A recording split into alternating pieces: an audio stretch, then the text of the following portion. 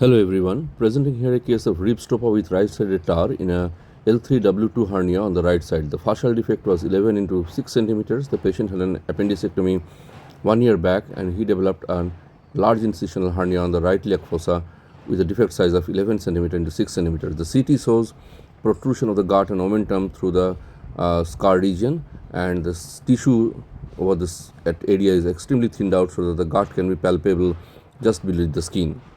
So we planned for a right-sided TAR with a rib stopper, and we dissected from the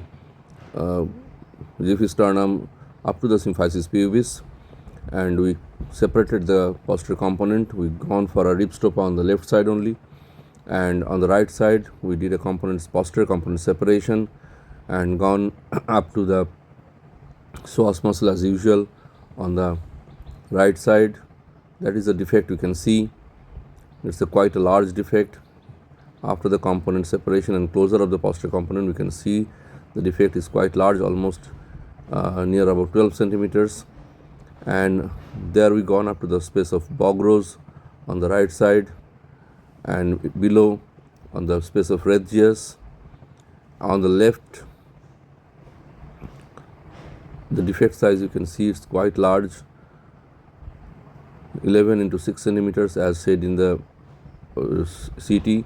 So we planned for a closure of the defect and closed it with number 1 PDS before placing the mesh, so that no protrusion or bulging of the mesh occurs through that defect area. Otherwise the mesh could have been bulged or protruded through the defect area. Then we placed a 30 into 30 centimeter medium weight polypropylene mesh to cover the entire area, gone up to the psoas muscle on the right side, and below we gone up to the space of Bogrose and space of Retzius, covered 3 centimeters below the symphysis pubis. On the left side we only gone up to the lateral margin of the rectus, and above just below the short of the sternum. So that's how we closed it, and that's the final result. Thank you.